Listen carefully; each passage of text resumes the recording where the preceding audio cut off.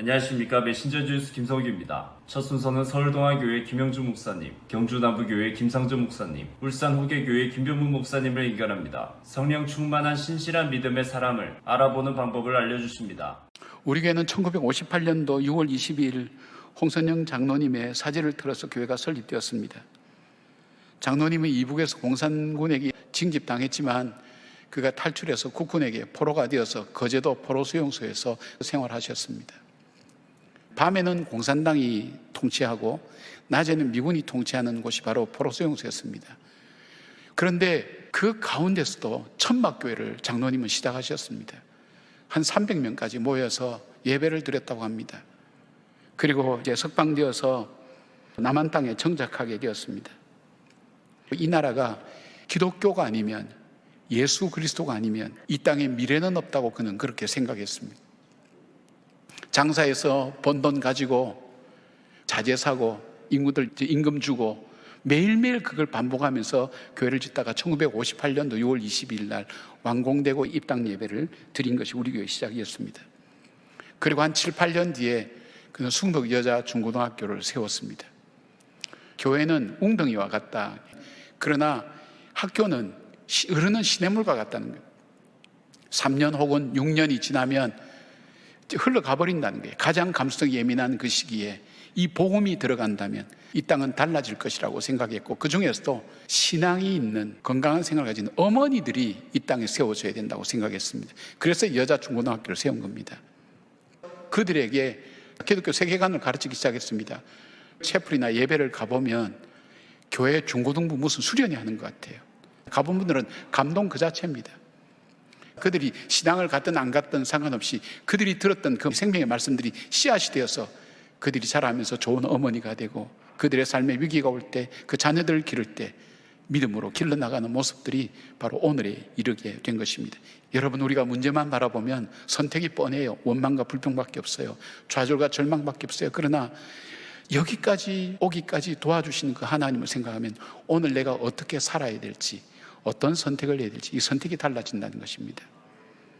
우리가 어렵고 힘들 때에 눈앞의 문제만 바라보지 말고 살아온 지난날 도우시는 하나님을 바라보며 오늘 이 가장 어려운 순간 믿음으로 이겨내며 반드시 주님께서 인도하신 그 길을 따라 무사히 믿음 안에서 걸어가는 우리 모두가 되기를 주님의 이름으로 축원합니다. 죽음보다 강한 것은 사랑이다라고 했습니다. 우리가 세상을 살면서 많은 문제를 만나는데 사랑은 모든 것을 넉넉하게 이기게 해줍니다. 사랑 앞에는 죽음도 두려움도 문제될 게 없습니다. 사람에게 있어서 가장 중요한 것은 사랑입니다. 교회 공동체를 이루어가는 데 있어서 가장 중요한 것은 무엇일까요? 여기 또한 사랑입니다. 우리는 모두 상처투성입니다. 상처투성인 저와 여러분이 모여서 교회가 되었습니다. 교회는 우리 주님의 몸입니다. 우리 주님께서는 상처투성이셨습니다. 상처투성이신 우리 예수님께서 상처 입은 저와 여러분들을 사랑하시고 안위해 주셨습니다. 마찬가지로 우리 또한 겸손과 온유와 오래 참음과 사람 가운데 용납할 수 있기를 간절히 바랍니다. 오직 겸손한 마음으로 각각 자기보다 남을 낮게 여기라. 나보다 남을 낮게 여기게 될 때에 바로 그곳에 천국이 건설될 것이다 라고 사도 바울이 우리에게 권면하는 겁니다. 그리고 본문에서 겸손과 함께 나오는 단어가 있습니다. 온유라고 하는 단어입니다. 온유하다라고 이야기했을 때 좀 유약하다, 약하다 그런 생각이 들지 않습니까? 모세는 온유함이 모든 사람보다 승하더라 그랬습니다. 모세 보고 유약하다고 이야기하는 사람 누가 있습니까? 우리 예수님께서도 나는 마음이 온유하고 겸손하니 그랬습니다. 우리 예수님을 보고 약하다라고 이야기하는 사람 누가 있습니까? 대개 믿음이 좋은 분들은 이런 공통점이 있습니다. 그분의 얼굴이 부드럽습니다. 성품이 부드럽습니다. 그분의 언행이 부드럽습니다. 성령님으로 충만한 사람, 지혜로운 사람은 어떤 사람이냐? 누가 지혜자와 같으며 누가 사물의 이치를 아는 자이나 사람의 지혜는 그의 얼굴에 광채가 나게 하나니 그의 얼굴에 사나운 것이 변하느니라. 얼굴에서 사나운 것이 빠져나가고 얼굴에서 광채가 난다 라고 했습니다. 그렇습니다. 성령님께서 우리에게 찾아오시면은 딱딱한 얼굴이 변하여 부드러운 얼굴로 바뀌게 되는 것입니다. 코로나를 위해서 전 세계적으로 특히 교회들이 많이 어려움을 겪고 있는데요. 하지만 교회는 초대교회 이후부터 늘 고난을 통해서 아픔을 통해서 성장하여 왔습니다. 많은 교계 지도자들은 이 영적인 빈익부, 부익부 현상이 가속화되었다 이렇게 이야기합니다. 오늘날 체질이 약한 교회들이 왜 약해졌느냐? 양육하는 전도, 제자 삼는 전도를 잘 못했기 때문인 것입니다. 그런데 건강한 교회의 공통점은 교인들을 잘 양육하고 제자 삼는 교회들이었습니다. 이에 우리 교회는 다음 달부터 T공동체 학습이라는 제자 훈련을 시작할 것입니다. 이 공동체 학습은 한두 번 공부하고 끝내는 것이 아니라 30년 그 이상으로 훈련과 교육을 지속적으로 받을 수 있는 과정입니다. 처음에는 교육자들이 리더로 채워지지만은 1년 조금 지나게 되면은 이제 여러분들이 제자를 양육하는 리더자로 한 사람 한 사람 세워져서 주님 앞에 서는 날까지 평생 훈련 받는다는 마음으로 서로 영적인 은혜를 주고 받을 것입니다.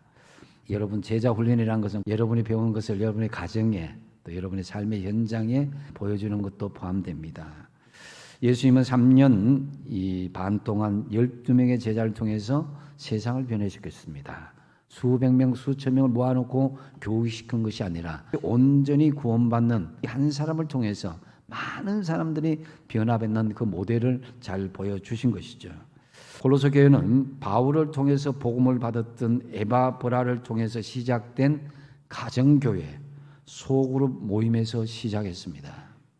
바울은 교회 공동체를 위해서 어떻게 헌신해야 할지를 본문에서 잘 표현하고 있습니다. 나는 이제 너희를 위하여 받는 괴로움을 기뻐하고 그리스도의 남은 고난을 그의 몸된 교회를 위하여 내 육체에 채우노라 그랬습니다. 그리스도의 남은 고난이 무엇이겠습니까? 주님 나라가 땅끝까지 선포되는 그날까지 그 고난을 내가 감수하겠습니다. 이런 자세로 나가야 된다는 거죠.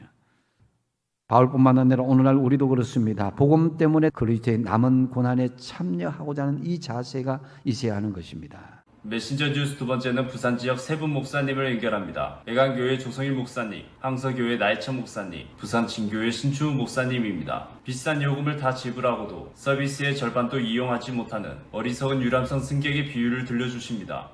어떤 사람이 저 바다 건너 다른 나라로 가려고 배를 탔는데 그 뱃삭이 굉장히 비쌌어요. 근데 그 뱃삭이 그렇게 비싼 이유가 있었던 거죠. 그 뱃삭 안에는 그냥 배를 타는 값만 들어있는 게 아니라 그 배 안에 있는 모든 시설과 모든 식당을 다 이용할 수 있는 값까지도 다 포함되어 있었던 거죠. 식당이 하나뿐만 아니고 한식, 중식, 일식, 양식 다 있는데 그 모든 식당을 다 이용할 수 있는 값이 다 포함되어 있었던 거예요. 근데 그걸 모르고서 이 사람 쫄쫄 굶으면서 이제 그 건너편, 바다 건너편 나라로 갔다는 거예요. 여러분 생각해 보세요. 이 사람이 출발은 참 잘했죠. 그런데 그 뱃삭 안에 무엇이 포함되어 있는가 알지 못하는 바람에 그 배 안에서 누릴 수 있는 걸 다 누리지 못했던 거죠. 그 값비싼 뱃삭을 아주 값싼 뱃삭으로 스스로 만들어버리고 만 것입니다. 우리가 예수님의 핏값을 모르면 이와 같은 어리석음을 범할 수 있다는 것입니다. 예수님의 십자가의 보혈의 핏값은 굉장히 값비싼 것입니다. 예수님의 피는 우리를 하나님의 자녀가 되게 했을 뿐만 아니라 우리로 하여금 이 땅에서 하나님의 말씀대로 거룩하게 살아가는 값까지도 다 포함되어 있는 값비싼 은혜요, 값비싼 핏값입니다. 그러므로 우리가 거룩하게 살아가는 비결은 우리 예수님의 십자가를 바라보는 것입니다. 그리고 십자가를 바라보면서 그 십자가 안에 모든 값을 다 지불하셨다는 걸 우리는 깨닫는 겁니다. 근데 우리는 그 믿음이 없으니까 마치 우리는 거룩한 삶을 살 수 없는 것처럼 살잖아요. 얼마나 어리석은 일이에요. 그 핏값에 다 들어있는데 값비싼 핏값을 헐값으로 만들어버리는 거죠. 값비싼 은혜를 그냥 값싼 은혜로 만들어버리는 것이죠. 우리가 핏값을 제대로 알아야 해요. 우리를 위하여 여우 곧 포도원을 허는 작은 여우를 잡으라. 우리의 포도원에 꽃이 피었음이라. 이 팔레스타인에는 이 여우들이 굉장히 많이 있었어요. 오늘 이 포도밭에 여우가 들어왔다고 말씀을 하고 있는데, 주로 이 여우들은 포도원에 꽃이 필 때 많이 들어와요. 이 포도꽃이 피면은요, 쥐들이 많이 활동을 한다 그럽니다. 그 쥐를 잡아먹으려고 이 여우들이 들어오게 되고, 여러분 쥐는 또 막 땅속으로 들어가잖아요. 그래서 그 땅속에 있는 쥐를 잡으려고 땅을 파고 굴을 파면서 이 포도 뿌리를 다 망쳐놓는 거예요. 그래서 이 여우들이 들어오면은 포도밭이 완전히 망가지고 만다는 것입니다. 여러분 성경 전체를 살펴보면 이 여우라는 동물이 여러 차례 등장합니다. 사사기 15장 말씀에 보면 이 삼손이 300마리의 여우를 풀어서 이 밭과 들과 이 포도밭 다 불태워 버렸잖아요. 시온산이 황폐하여 여우가 그 안에서 노나이다. 황폐한 곳, 무너진 곳, 거기에 무엇이 있다는 말이죠? 여우가 있다는 거예요. 오늘이 특별히 6.25 기념주일입니다. 과거 72년 전에 전쟁으로 우리나라는 아무것도 남지 않았어요. 그런데 그 잿더미 위에서 우리가 일어섰지 않습니까? 누가 역사하신 겁니까? 하나님이 도우신 줄로 믿습니다. 60년대, 70년대 초까지만 해도 보릿고개가 있었어요. 어렵고 가난하게 살면서도 주일이면 예배당에 나가서 예배 드리는 것을 잊지 않았고, 당장 내일 먹을 것이 없어도 하나님 앞에 예물 드리고 성미 드리는 것은 아까워하지 않았습니다. 하나님은 그 믿음을 보시고 그 믿음 안에서 오늘날 우리에게 이러한 은혜를 베푸시고 복을 주신 줄 믿습니다. 그런데 이제 좀 살만하니까 우리 안에 무엇이 설치기 시작합니까? 여우들이 설치기 시작해요. 그러면서 정말 중요한 것임에도 불구하고 그걸 놓치게 만든다는 거죠. 여러분, 이러한 작은 여우를 잡으시기 바랍니다. 게으름의 여우를 잡으시기 바랍니다. 불순종의 여우를 잡으시기 바랍니다. 거짓의 여우를 잡으시기 바랍니다. 이게 다 우리의 포도원을 허는 거예요. 옛날 어느 마을에 한 부자가 살고 있었습니다. 그런데 이 부자는 그 마을에서 구두쇠로 소문이 나서 사람들에게 평판이 좋지를 않았습니다. 어느 날 이 부자는 그 마을에서 지혜롭다고 소문난 한 노인을 찾아가서 묻게 되었습니다. 제가 죽은 뒤에 전 재산을 어려운 이웃들을 위해서 나누어 주겠다고 약속했는데도 왜 사람들은 구두쇠라고 얘기하고 저를 싫어할까요? 그러자 이 지혜로운 노인은 부자에게 한 이야기를 들려주었습니다. 어느 마을에 돼지가 젖소를 찾아가서 하소연을 했다네. 너는 우유만 주는데도 사람들의 사랑을 받는데 나는 내 목숨을 바쳐서 모든 것을 다 주는데도 왜 사람들은 나를 좋아하지 않는 거지? 나는 비록 작은 것이지만 살아있는 동안에 주는데 너는 죽은 뒤에 주기 때문일 거야. 이 이야기를 들려주고는 노인은 그 부자에게 말하더랍니다.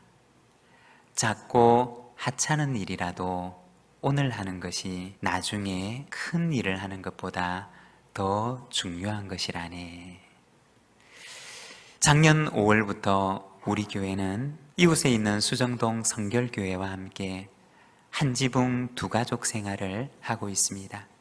교회 건축을 결정하고 코로나로 인해서 예배드릴 처소를 찾는 데 어려움을 겪고 있는 우리의 가까운 이웃인 수정동 성결교회를 우리가 돕자고 하는 마음을 하나님께서 온 교우들 가운데 주셨습니다.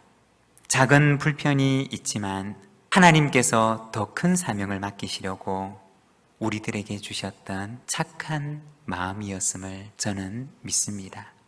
세상의 눈을 가지고 우리가 살아가는 것이 아니라 하나님 앞에서 믿음을 가지고 믿음으로 응답하며 살아가는 모든 믿음의 가족들이 되시기를 바랍니다.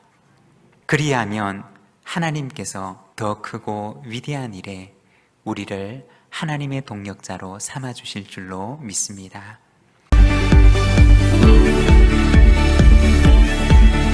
메신저 뉴스 마무리는 대전 제일교회 김철민 목사님, 고양 삼성교회 김영선 목사님, 남양주 별내동안교회 나강현 목사님입니다. 지금 우리 교회들의 가장 시급한 일이 무엇인지 말씀하십니다. 다윗은 한두 번 싸운 사람이 아니에요.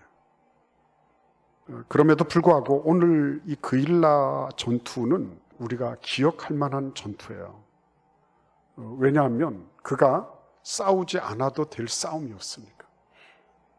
굳이 나가서 싸우지 않아도 되는 거를 굳이 질문을 하고 또 그 질문에 대해서 굳이 하나님이 나가서 싸우라 그래서 싸우게 된 거거든요.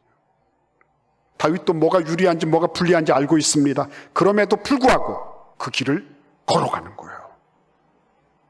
그래서 어떤 일이 생겼습니까? 다윗 왕조, 이 다윗 왕조는 자신을 돌보지 않고 나라와 민족을 위해서 대의를 세우는 가문이다. 딱 박힌 거죠. 단기적으로는 손실이었습니다. 그러나 장기적으로는 다윗 왕조를 일으키는 그 첫걸음, 하나님이 말씀하시는 그 대의 명분을 가지고 자신의 개인적인 감정, 자신의 이해타산, 이 모든 것들을 뒤로 하고 그리고 앞을 향하여 나아갔던 것입니다.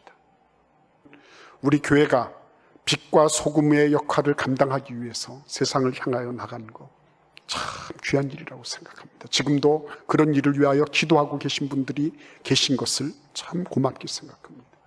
힘이 없고 어렵죠. 그거 안 한다고 해서 하나님이 사랑하지 않으시는 거 아니에요. 그러나 하나님께서 그렇게 부르실 때 세상을 향하여 나아가서 너희들이 빛이 되고 소금이 되어라고 말씀하시는 그 음성을 들었을 때 나도 지금 피해 보는 사람이에요. 나도 지금 내가 할 수 있는 일이 별로 없어요. 그럼에도 불구하고 하나님이 말씀하셨기 때문에 나보다 더 힘든 이웃들을 위해서 내가 발걸음을 내디딘 그런 분들을 뵐 때 저는 너무너무 감사한 거예요. 교회의 저력은 그런 데 있는 것입니다. 내가 할 수 없는데도 불구하고 나의 이런 형편과 사정 속에서 하나님이 기뻐하시는 빛으로 소금으로 내가 기능할 수 있을까요? 질문하는 거죠. 그때 하나님께서 우리에게 보여주시는 나의 문지방을 넘어서 다른 이에게로 내가 알고 있는 나의 세계관을 뛰어넘어서 더 넓은 하나님의 세계를 볼 수 있도록 하나님은 우리를 인도해 주실 것입니다. 우리가 아프리카 사람인지 아시아 사람인지 인디안인지 백인인지 자연스럽게 드러나는 것처럼 그리스도인들은 그리스도인임을 감출 수 없어야 한다. 그것은 일상적인 것이며 자연스러운 것이어야 한다. 그것이 바로 복음의 증인이다. 마틴 루터 킹 인권운동가였죠. 목사님의 말입니다. 그리스도인은 말에나 행동에나 모든 면에서 그리스도인인 것이 자연스럽게 선한 영향력을 발휘하는 것으로 드러나야 합니다. 복음의 정의는 단순히 입술로 복음을 전하는 것만이 아니라 삶의 모든 면에서 그리스도인임이 드러나야 하는 것을 의미하는 것입니다. 미국에 유명한 책 한 권이 있습니다. Real Christian, 진정한 그리스도인, 참된 그리스도인. 이 책에서 세상 사람들이 우리 그리스도인들에게 묻는 두 가지 질문이 있다고 말합니다. 첫 번째, 당신은 그리스도인다움이 있는가? 그리고 두 번째는 진정한 그리스도인은 어디에 있는가? 세상 사람들이 진짜 그리스도인, 참된 그리스도인, 리얼 크리스찬들을 찾고 있다는 거예요. 우리가 그리스도인으로서 그리스도인답게 살아가야 할 많은 조건들이 있지만은 대부분 그리스도인 다움에 대해서 윤리 도덕적인 측면에서 이해하는 경우가 많아요. 물론 그것도 포함되는 겁니다만은 성경적 기준, 성경을 기준으로 할 때 단연코 그리스도인다운 그리스도인의 첫 번째 기준은요, 복음의 증인으로 살아가고 있느냐. 땅끝까지 이르러 복음의 증인이 되라. 그래서 성령 충만한 사람에게는 복음 전도의 능력이 묻어나고 복음 전도에 대한 열정이 넘친다는 점이에요. 오늘날 한국 교회와 그리스도인들이 세속화되었습니다. 복음의 증인된 사명을 감당하는 열정이 세상살이에 성공할 욕심보다도 못하다는 거예요. 우리 자신이 세속화된 그리스도인일 수도 있습니다. 예수 믿으면서 복음의 사명을 한 번도 경험한 적이 없다. 그래서 한국 교회와 그리스도인들이 가장 먼저 회복해야 할 것들이 있다면 개인주의화된 신앙 극복해야 됩니다. 복음 전도의 사명을 회복해야 됩니다. 국제 구호 전문가로 유명한 한비아 씨라는 분이 있습니다. 20만 명이 희생당한 인도네시아의 쓰나미라든가 파키스탄의 지진 현장, 아프가니스탄 전쟁 지역 등 사람의 도움이 필요한 그런 어려운 지역을 방문해서 도움을 주고 지금까지도 국제 구호 활동가로 일하고 있습니다.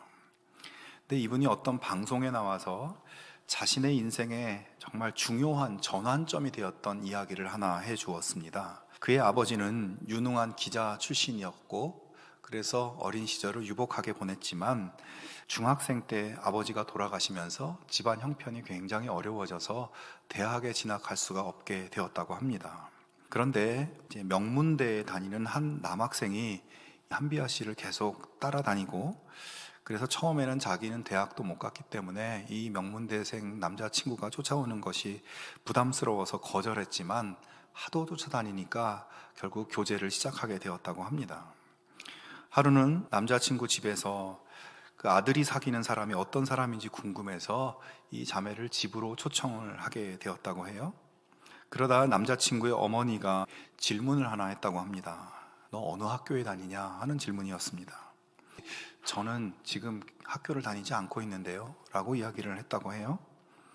그 순간 그 어머니의 얼굴이 창백해지면서 자기를 쳐다보는데 아니 고졸인 네가 감히 내 아들을? 하는 이런 경멸의 눈빛을 느끼게 되었다고 합니다. 너무 수치스럽고 상처가 되어서 그 이후로 그 친구와는 헤어지게 되었는데 사실 여러분 이런 상황은 아직 어린 나이의 그녀를 열등감과 절망감에 빠지게 만들 수도 있고 자포자기할 수 있게 하는 그런 상황이었죠. 그러나 그녀는 달랐습니다. 그날의 그 모욕적이고 수치스러운 순간에 느낀 그 감정과 그 정서를 늦었지만 대학에 진학하는 에너지로 스스로 사용했다고 이야기를 합니다. 그 후부터 자기 인생이 변화되기 시작했다고 말하고 있어요. 사랑하는 여러분, 오늘을 살면서 우리 주변에 많은 인간관계들이 있습니다. 누가 어떻게 하든 그 상황을 선으로 바꾸고 용서로 바꾸고 화해로 바꿀 수 있기를 바랍니다. 내 마음의 속상함과 아픔과 억울함과 원통함은 우리의 아버지이시고 주님이신 하나님께 드리고 선으로 악을 이기는 그런 삶의 방식, 이기는 자의 삶의 방식, 그것으로 날마다 승리하는 우리 모두가 될 수 있기를 주님의 이름으로 축원합니다.